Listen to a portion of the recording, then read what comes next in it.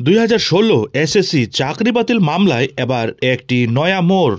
আপনারা জানেন, চলতি বছরের গত এপ্রিল মাসে নিয়োগ দুর্নীতির কারণে 2016 সালের পুরো প্যানেলই বাতিল করে দিয়েছিলেন কলকাতা হাইকোর্টের ডিভিশন বেঞ্চ, যার ফলে এক ধাক্কায় বাতিল হয়ে গিয়েছিল প্রায় 26,000 শিক্ষক, শিক্ষিকা এবং শিক্ষাকর্মীদের চাকরি। ইতিমধ্যেই এই মামলাটির জল গড়িয়েছে দেশের সর্বোচ্চ আদালত সুপ্রিম কোর্ট অবধি। এবার এই মামলা নিয়েই সামনে আসছে নয়া আপডেট। অ্যাকচুয়ালি গত 18 এপ্রিল 2016 সালের এসএসসির পুরো প্যানেলই বাতিলের নির্দেশ দিয়েছিল কলকাতা হাইকোর্ট। এই রায় দেওয়ার কয়েকদিনের মধ্যেই তা চ্যালেঞ্জ করে সুপ্রিম কোর্টের দ্বারস্থ হয় রাজ্য সরকার। সাথে মধ্যশিক্ষা পর্ষদ এবং এসএসসির তরফ থেকেও এর তীব্র বিরোধিতা করা হয়। এবার এই মামলাতেই দেশের সর্বোচ্চ আদালত সুপ্রিম কোর্টে আরও 100টি আবেদন জমা পড়ল। সুপ্রিম কোর্টের প্রধান বিচারপতি DY চন্দ্রচূড়ের বেঞ্চেই চলছিল এই মামলাটির শুনানি। তিনি লোকসভা ভোটের আগে এই মামলায় অন্তর্বর্তীকালীন স্থগিতাদেশ দিয়েছিলেন।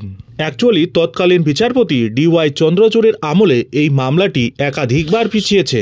সুপ্রিম কোর্ট বলেছিল এই মামলার সঙ্গে যুক্ত সমস্ত পক্ষের বক্তব্য শুনে তারপরেই এ ব্যাপারে পরবর্তী সিদ্ধান্ত নেওয়া হবে, কিন্তু সময়ের অভাবে বারংবার পিছিয়ে যায় এই 26,000 চাকরি বাতিল মামলাটির শুনানি। প্রসঙ্গত, গত এপ্রিল মাসে 2016 সালের নিয়োগ প্রক্রিয়ার সম্পূর্ণ প্যানেল বাতিল করে দিয়েছিল কলকাতা হাইকোর্টের ডিভিশন বেঞ্চ। বিচারপতি দেবাংশু বসাক এবং বিচারপতি মোহাম্মদ সব্বর রশিদের ডিভিশন বেঞ্চের ওই রায়ের ফলে 25,753 জন শিক্ষক, শিক্ষিকা এবং শিক্ষাকর্মীদের ডাইরেক্ট চাকরি চলে যায়। তবে সেই রায়কে চ্যালেঞ্জ করে 48 ঘন্টার মধ্যেই সুপ্রিম কোর্টে যায় রাজ্য সরকার। সেখানে রাজ্য ও মধ্যশিক্ষা পর্ষদও মামলা দায়ের করেন। শীর্ষ আদালতে যান চাকরিহারাদের একাংশ। যদিও পরবর্তীতে গত 7 মে ওই মামলার শুনানিতে কলকাতার হাইকোর্টের নির্দেশে অন্তর্বর্তীকালীন স্থগিতাদেশ দিয়েছিল দেশের সর্বোচ্চ আদালত সুপ্রিম কোর্টের প্রধান বিচারপতি DY চন্দ্রচূড়ের ডিভিশন বেঞ্চ। শুনানিতে প্রধান বিচারপতি বলেছিলেন, এখনই চাকরি বাতিল হচ্ছে না। যদি যোগ্য এবং অযোগ্য আলাদা করা সম্ভব হয় তাহলে গোটা প্যানেল বাতিল করা ন্যায্য হবে না। একই সঙ্গে সুপ্রিম কোর্ট আরও জানায়, আপাতত কাউকে বেতন ফেরতও দিতে হবে না। এসএসসির 2016 সালের প্যানেলে যারা চাকরি পেয়েছিলেন তাদের মুচলেখা দিতে হবে। পরে তাদের নিয়োগ অবৈধ বলে প্রমাণিত হলে অযোগ্যদের টাকা ফেরত দিতে হবে সুদ সমেত। তবে আপাতত সেই মামলার ভবিষ্যৎ জানতে আগামী 7 জানুয়ারি অবধি অপেক্ষা করতেই হবে।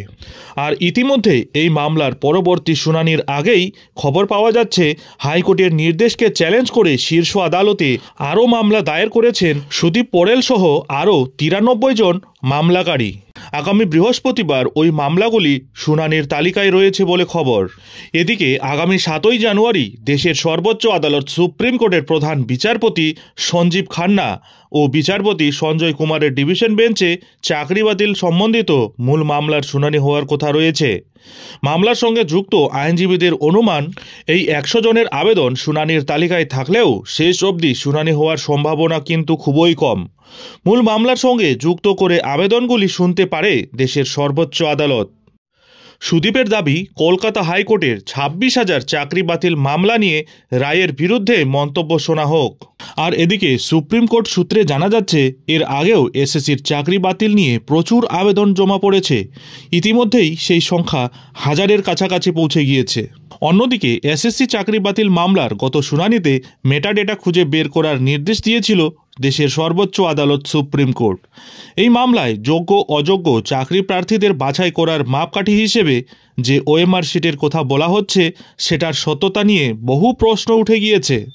আদালতের পর্যবেক্ষণ, কেউ OMR শিটের মিরর ইমেজটাও সংরক্ষণ করেননি।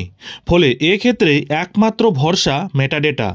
সুপ্রিম কোর্টের নির্দেশ, এই মামলায় যদি যোগ্য অযোগ্য প্রার্থী বাছাই করা সম্ভব না হয় তাহলে সম্পূর্ণ প্যানেল কিন্তু বাতিল করতেই হবে।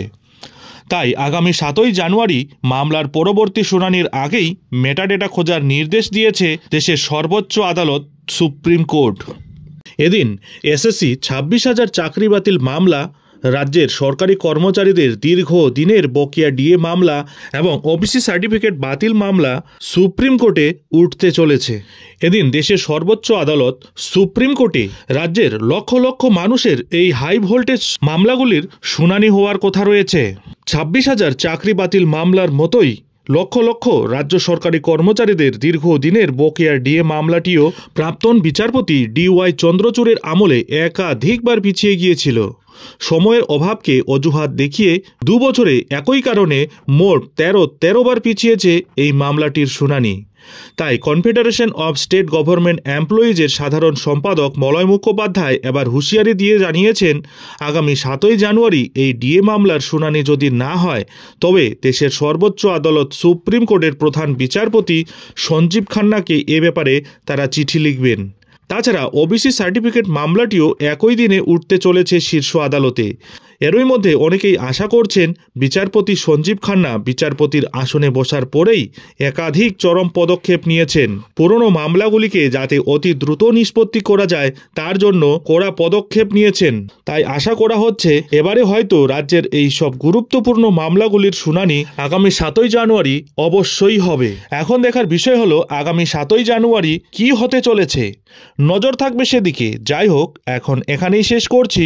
এই ধরনের গুরুত্বপূর্ণ আপডেটগুলি ঠিক সময় মতো পেতে অবশ্যই চ্যানেলে চোখ রাখুন।